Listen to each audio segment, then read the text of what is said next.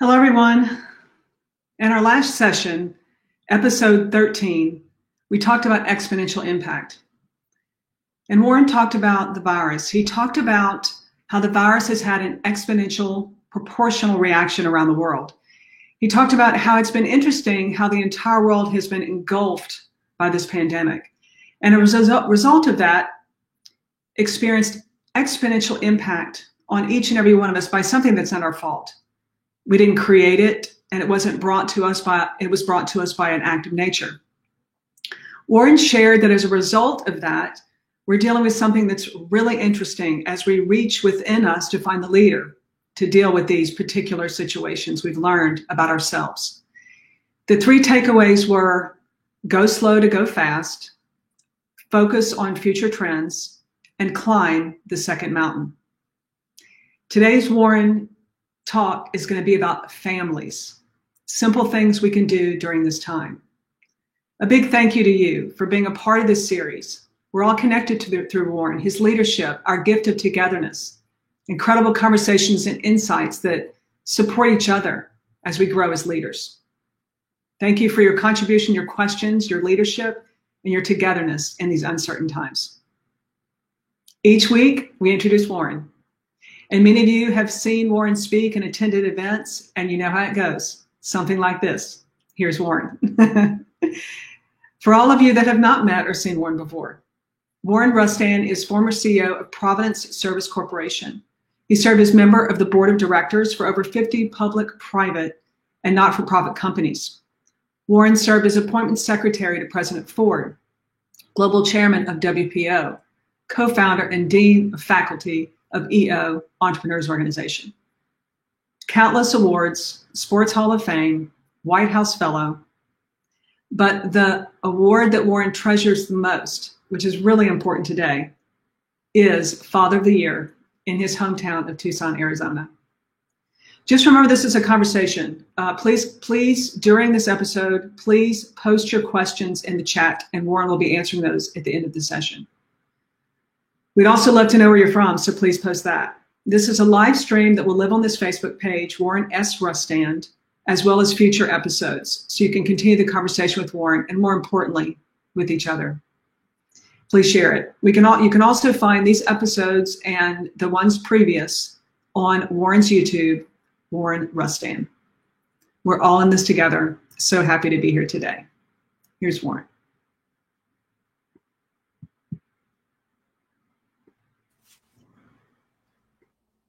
Good morning for me, afternoon for many of you, and good evening around the world as we bring together a group of people who want to talk a little bit about family. As we think about the four buckets in life, or the four categories in life that most represent almost everything we do, they are family, business, community, and self. And as I said, most of the things that we do will fit nicely into one of those categories. There may be some exceptions, but they're harder to think about. As we think about the theme for this series of episodes, The Leader Within Us, which also, by the way, is the title of the book I've just completed writing, which will be published in about 60 days. The notion of the leader within us really starts at home. And while the emphasis oftentimes by the world is placed on our activities as leaders in business, our careers, those things that we do to make a living, or perhaps even sometimes the leadership position we take in the community, I'd like to make the case today that the most important work that we do is in the confines of our own home. It's within the walls of that really sacred place called family. And so today what we'd like to do is talk about family with some simple ideas that might invigorate your family, might stimulate your family, and might be a lot of fun. There are some things that we've done and do in our family and have for a long time. In fact, if we have the picture of our family, I'd like to maybe post that at this time, and we can maybe take a look at sort of what our family looks like. Now, it's really interesting as we think about the members of our family and we think about all the different experiences and lives that we touch within the context of our family. And sometimes we think only about the immediate family. But the reality is that we have an extended family. We have a clan. We have a tribe. We have a group of people to whom we belong. And this extended family is that important part of our lives. And the relationships that we have within each of those is really important. So as we start our conversation today, I hope you'll ask some questions about family. I hope you'll ask some questions about the ideas that we talk about, because I think they're very important. You know, we've been at this virus now for about 6 months, dating from February 1st. We've had a lockdown situation for most places in the world beginning the first week in March, some earlier, some later. But as we think about this time, we've never been more intensely focused on our family and living close to our family on a day-to-day time frame than we have probably over this last 6 months. For most, it's been really good because the intensity of the relationships, being together all the time, having fun, having serious conversations, building intimacy has become second nature to us during this period of time. It's hard for us to imagine what this is going to be like or how it's going to change sometime in the future as the virus finds a solution, right? Something that stymies the virus, something that stops the virus, inoculates us against that virus. And that's months ahead of us. And so we will continue in this fashion with our family for some period of time. And as I've said, the composition of families are different today. We have single parent families. We have traditional families. We have LGBTQ plus families. We have different composition, racial, ethnically, religiously, culturally, than we've ever seen before. All good, all positive, all healthy. And so as we exist in these families, it's how we live and breathe and work together every day that makes it fun. And so a couple of questions I'd pose to you. The first is, what do you want out of family? Have you thought about that? What is it you desire to have out of family?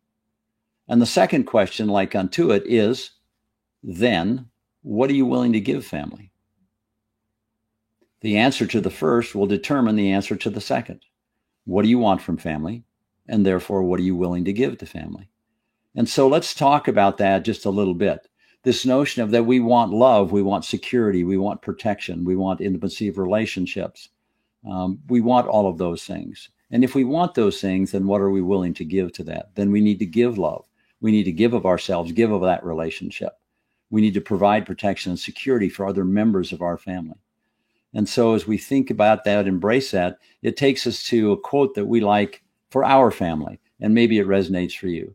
No success in life compensates for failure in the home. This notion that no matter how big a business we build or how great a career we have or how wonderful we are in the community, that if we fail in our home, if we lose our marriages and significant others, if we lose our children along the way, that's just too big a price. So no success compensates for failure in the home. So all of our small efforts, little things that add up to get big results, all of these little things that we have make it challenging for us and make it difficult for us because there's so many little things that we do each day that actually have huge impacts on our family. So the first takeaway, the first lesson is this: little things get big results. The small things that we do every day in our relationships, in our family, ultimately produce large results. Because over a period of time, the constant reminder of those little things, those constant activities of little things, have tremendous results and impacts and influences on our children, on our extended family, on our spousal or significant other relationships. And so we have to appreciate that and understand that.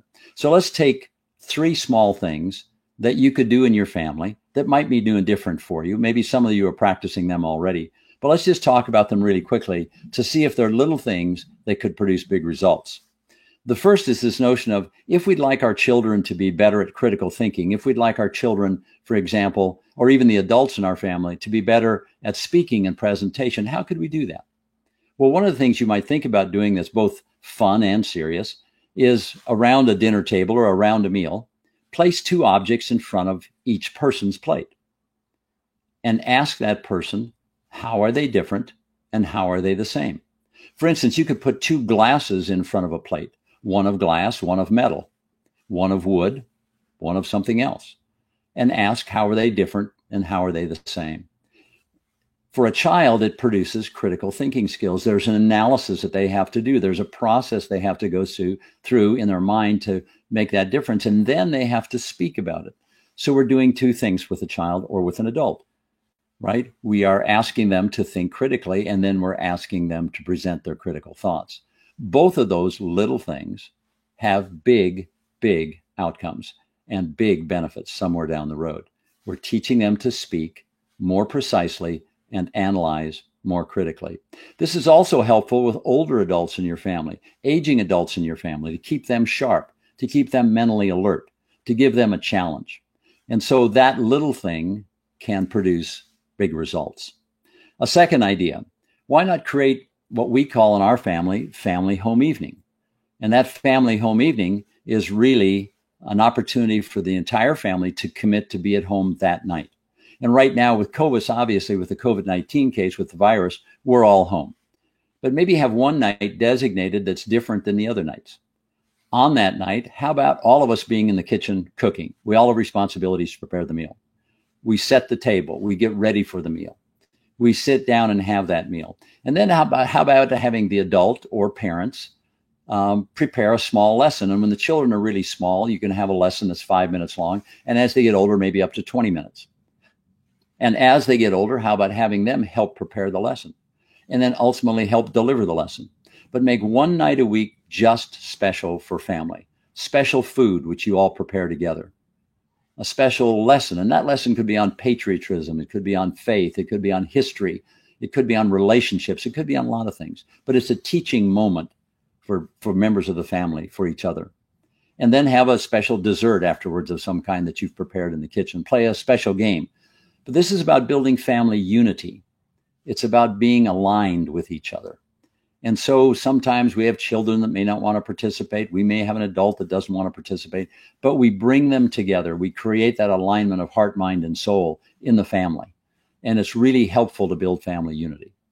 A third idea, the notion that in our family, what we've done, and we've done the previous two ideas regularly for our whole family, and I can tell you they pay huge dividends. The third thing we do is we have what are called father's interviews. And it can be a father's interview or a mother's interview. And it's this simple one-on-one notion with a child where we go and sit down in a quiet place and I ask questions.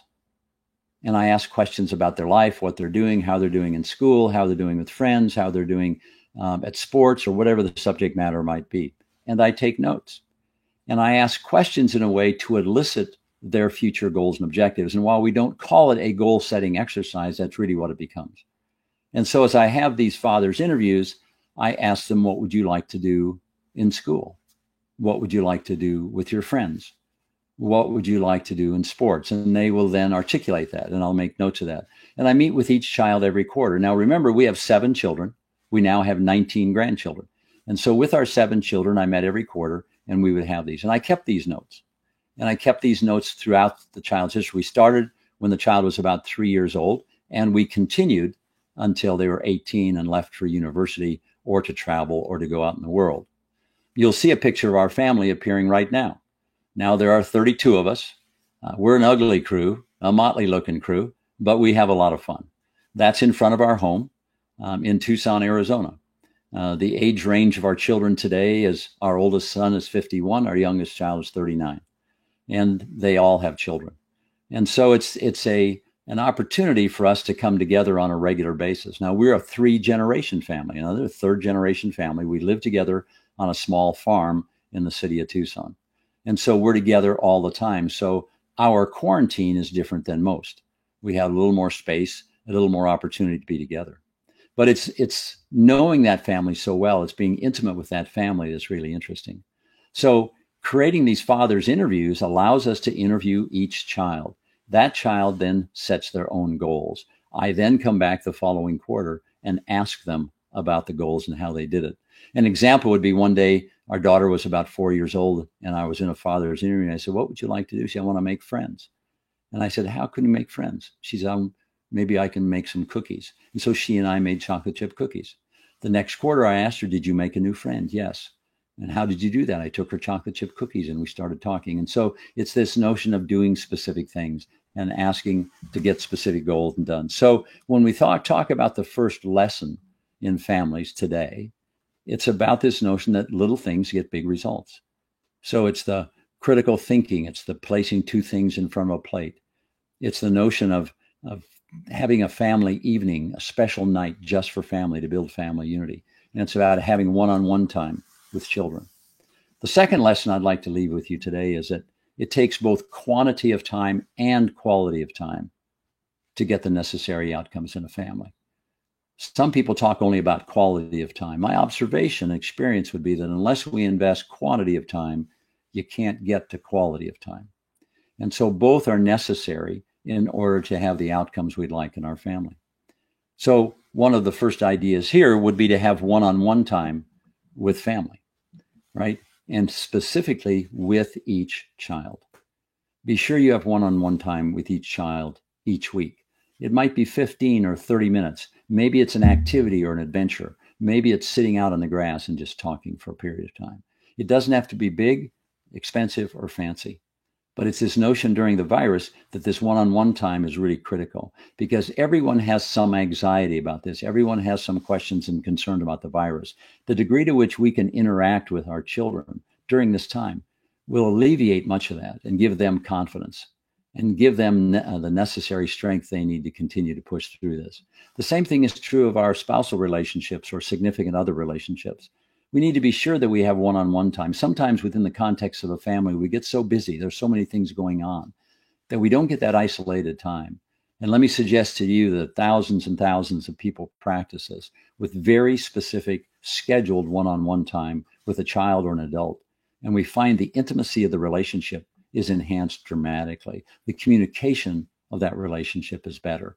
And hopefully they'd be able to do that. The second would be to find some time to cook together. And I can't cook anything. Now, all of the family members will tell you that. But I like to spend some time in the kitchen. Why? Because it's a place to have conversations. It's a place to talk. And while we're preparing, while we're fixing, there are all kinds of things get talked about. So find time to cook together. It's a time to learn together, talk together, prepare something, and then partake of that. And so that's a fun process. So once or twice a week, why don't you cook with a member of the family? Take on that responsibility. If you're alone in the home, grab one of your children, an extended family member. See what you can do to put something together. And then finally, what would you do? One day it was raining really hard in Arizona. It doesn't rain very often in Arizona, but it was raining really hard. And so we had 9 of us in the house. You can imagine with 9 kids, my wife and I were having a fun time. It was great. And so my wife suddenly suggested, well, let's make special boxes. Well, nobody knew what she was talking about. And so she went outside, got a bunch of cardboard boxes she had stashed around and brought them in, and the kids decorated all of them. And then she said, now it's time to put only your happy memories in the box. And so the kids started scurrying around to find their happy memories. And it was a small trophy or a picture or a book or a note someone had written them, something that was a favor to them. And they were laughing and giggling as they put this stuff in their box, because for every happy thing that they found, they had a happy memory and a happy experience. And so they filled the boxes full. And then we went around the room and asked each child to pull out one happy thing from their box and tell us what it was about. Again, happy memories, the ability to articulate and speak, the opportunity to share good memories. And so those things really matter. So now what happens when we're in a snowstorm or we're in a heavy rain? We simply suggested to the kids, let's go get your special boxes. And they would run to the rooms, get their special boxes, bring them out, and we would take something else out of the box, which they could explain, which was a happy memory. So small things yield big results. Quantity of time gives us quality of time. So if we can remember those 2 important lessons and these small things that we can do to be better family members, it'll be helpful to us. The third lesson and final lesson I'd like you to take away from our discussion on family is the notion of this thing called take a long-term view. Don't get too excited about the short-term disruptions or emotional outbursts or the things that just happen in families. Don't get too excited or nervous or concerned about them. Just take the long-term view, right? If it doesn't matter in 100 years, it doesn't matter. This notion that sometimes we get impatient, sometimes we get caught up in the short term, sometimes we get agitated. None of that stuff really matters very much. It's the constant love and affection, constant communication, even through difficult times. And yes, there's a thing called the terrible twos. And there are going to be times in the teenage years and middle school years where children are challenging at best. But we can get through all of that if we take the long-term view. So if it doesn't matter in 100 years, it just doesn't matter, right?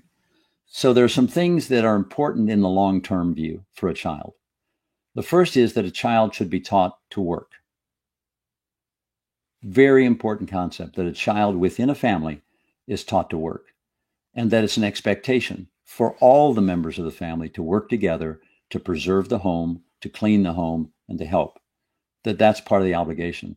The second thing, a child should be taught to work and to earn. So we should create some jobs for our family members so that they can earn some money, however small. It's just that they are rewarded for doing something positive and constructive. The third piece of that is we teach them to save and to be sure that their earnings are saved. Now it's their money. They can spend it however they would like. But if you can teach them to save, you've taught them a long-term principle. So if we can teach them to work, to earn, and to save, we've taught them a lesson which is a lifetime of value. And it's one that will stay with them for a long period of time. Critically important. The next critical piece over the long term that's important for family members to learn together is discipline. Discipline is the one word that I would say is the difference between success and failure, success and mediocrity. It's this notion that to be successful, we have to be very disciplined. And whether that success is sports or music, school, or beyond that, it's in our careers, in our work, in our activities in the community. The most disciplined members generally do best. And so teaching discipline in a family environment is important. And it's important that parents, significant others, role model the kind of discipline that they would like their children to have. And so learning the concept of discipline, what it means, and the benefits that come from it is very important for children. It's that long-term success that we want them to have. It's thinking the 100 years rather than right now, this moment, and the issues that come with this moment in time. This is particularly true when it comes to technology. One of the great challenges that our families face today is the notion that we have this magnificent technology that gives us so many great things and allows us to know so much, to be so aware of what's going on around the globe in a moment's notice. And it has great many blessings that come with it. But we also have to appreciate there's a downside to technology. It's addictive. It can become a substitute for parenting. It can become a substitute for recreation. It can become a substitute for a lot of things that are healthy for a person to experience.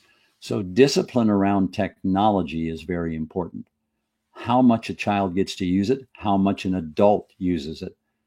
And children will model the behavior of parents. If you're always on your cell phone, if you're always engaged in your technology, your children will want to model that behavior. Be sure that you're setting a good example and demonstrating discipline. Take a sabbatical from your cell phone from time to time. You know, cell phones have an off button. Just turn it off. You'll be surprised that you won't miss much. And the world will be very much the same when you get back to it. So importantly, do that. And the final piece is for your family to create a family vision statement. That sit down with your children and help write a vision statement. You can do that by putting 3x5 cards in front of each child, your parents, extended members of your family, husbands, wives, significant others, and then write a word on each 3x5 card that represents your family. Joy, happiness, beatings, floggings, whatever it might be, right? So you write those words, and then you begin to compare words and eliminate those words, and you'll get distilled down to a few words. In our family, we started with about 250 words. We ended up with about 50 words, and then it was necessary to draft. You put those words into phrases, and then you try to draft something that's coherent and makes sense. And we drafted it several times before the family voted thumbs up. That's our vision statement. And that vision statement has stood the test of time. It's been in our family for about 30 years, 35 years, and we haven't changed a word of it during that period of time. And it's helped us, again, with the alignment of heart, mind, and soul. It's helped with the cohesiveness of the family. It's also important to be positive, particularly during the virus, particularly during this very difficult and trying time, that to the degree that we can, we need to be positive in all of our thoughts and activities. There's enough tough stuff out there. And so within the confines of our own home, our children, our significant others, our marriage partners need to hear positive things. And Gordon B. Hinckley wrote something a few years ago that I like very much. Maybe it's helpful. Let me read this. I'm not suggesting you simply put on a rose-colored glasses to make the world about you look more rosy. I ask rather that you look above and beyond the negative, the critical, the cynical, the doubtful, to the positive and the affirmative. I think we need to be about the positive and the affirmative. There's so many good things that have come out of our families being together, so much better than they were before. We understand each other better. Sure, it's difficult being together so much in a closed environment, but just think how much we understand each other. Just think the opportunity of talking to each other, sharing experiences with each other, expressing our love for each other. All of those things really matter and count during this period of time, and I hope they're helpful for you. Well, as we close this session, let me just remind you that family is the most important thing we have. And I can ask almost anybody, anytime, what's the most important thing in your life? And they'll always say family. And yet when I look at their schedules, it doesn't reflect that. Now we've had 6 months of family, 6 months of being together, oftentimes with extended family, parents, grandparents, others, family, friends. We've all been brought together in this unique situation and environment. Let's make the most of it. Let's create the kind of relationships we want to have. Let's be certain that we're doing those things that take the long-term view. And if it doesn't matter in 100 years, it doesn't matter. Let's not get excited about the small things. Let's get excited about the big things. And that's the love we have for each other. I really appreciate your time and listening to these thoughts. I hope one or two ideas that I've shared will be beneficial to you, and you can apply to your family. And I hope your family is strengthened by it. We'll take your questions now. I want to remind you our next session and the last session in the Leader Within Us series is going to be on August 27th. So we hope you'll join us. It's 3 weeks from today. We hope you'll join us. The topic is Commit to 5. So the focus is going to be on business, and it's about Commit to 5 and how Commit to 5 as a concept absolutely improves the performance in your business and will help you in many of the things that you're trying to get done with your business, even in these most difficult times. So I look forward to taking your questions now, and thank you again for spending some time with us. Oh, I love that, Warren. Family. For me, it's been amazing.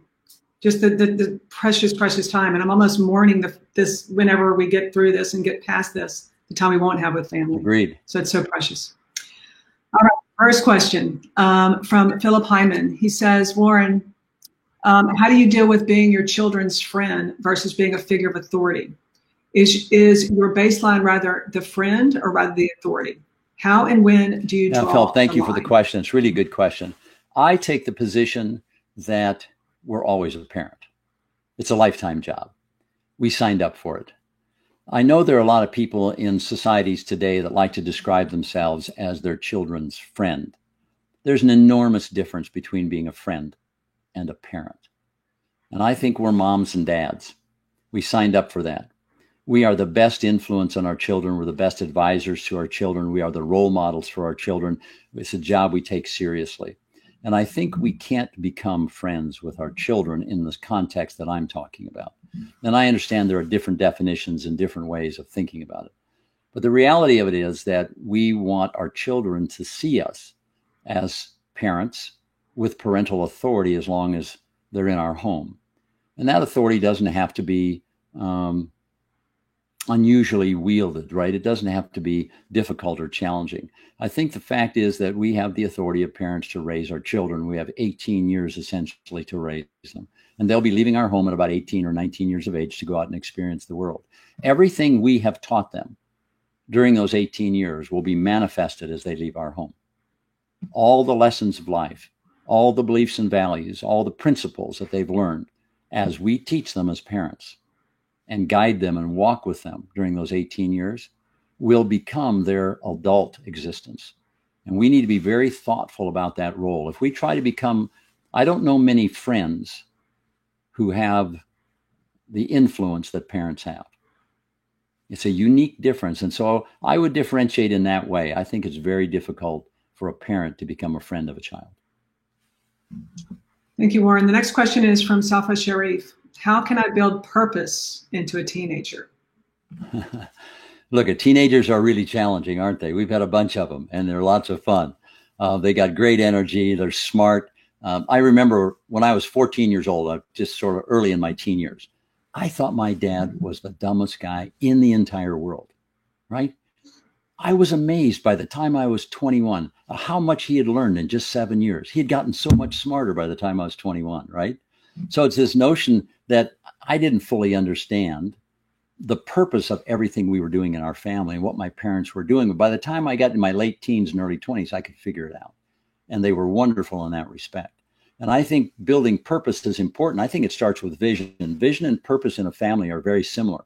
So if you can build a vision, a purpose for your family, and do that in a very specific way, then you have a chance of binding your family to you and for your teens to understand that purpose. For instance, we have a theme in our family, and our theme is we do hard things. We do hard things.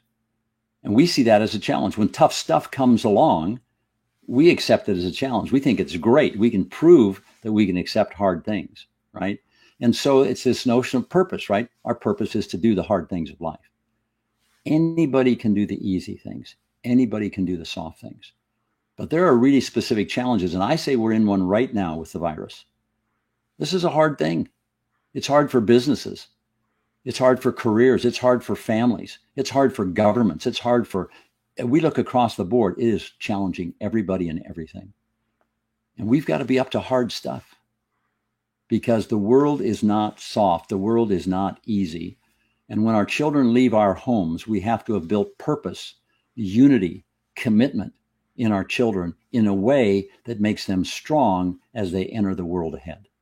And so that purpose can be defined in words, but more importantly, it has to be shown in commitment in what you do every day. So your modeling becomes particularly important in showing what purpose is all about. Are you purposely involved in marginalized communities? Are you purposely involved in the integration of activities and people in the things that you do? Are you purposely involved in your faith, or are you purposely involved in your career? What are you purposely doing that you show your children every day what purpose is all about? So I think it starts with us as parents. Children have to see that in us, and you become the living example of what purpose is all about. Well, great question, Safa. And the next question comes from, you were talking about your dad, Warren, and talking about how you felt about your dad when you were younger. And Rob's question is tied to that. He says, how has your role as a father changed as your children grew from children to adults?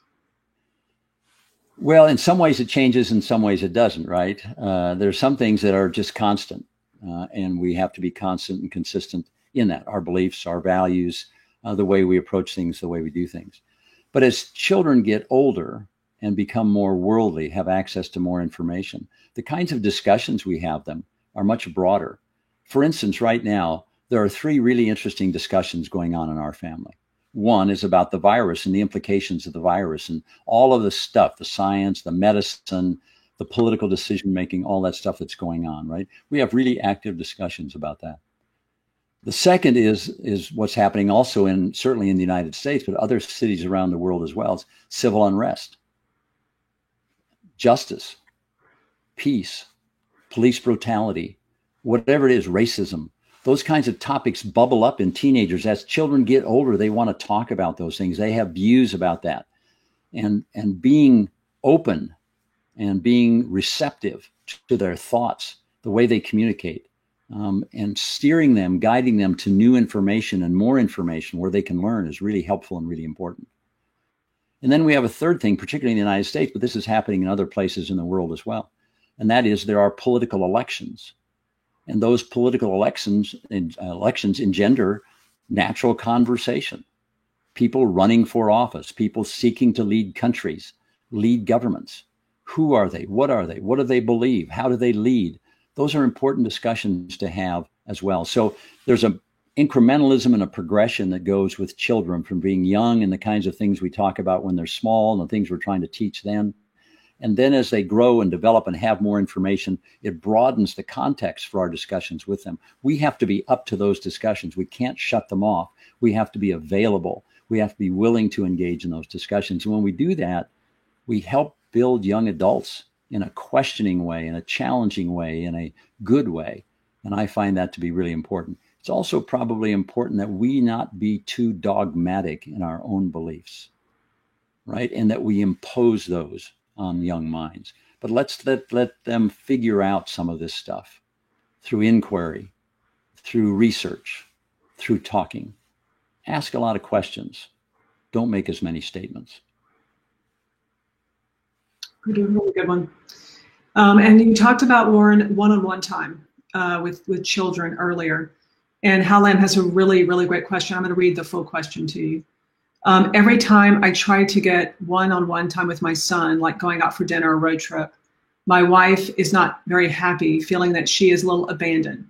How do I communicate with her in a way that is important for me to have one-on-one time with our son so that she is supportive in this? I actually encouraged her to do the same.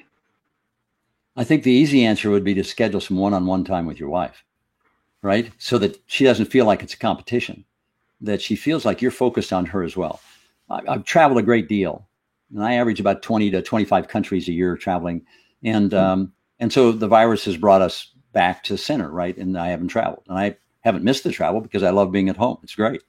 And so I said to my wife, I said, honey, I'd like to spend more time with you. And here's how I'd like to do it. All one-on-one time, part of the answer to the question.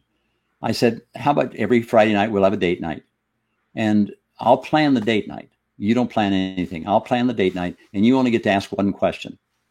And every woman knows what the question is. What should I wear?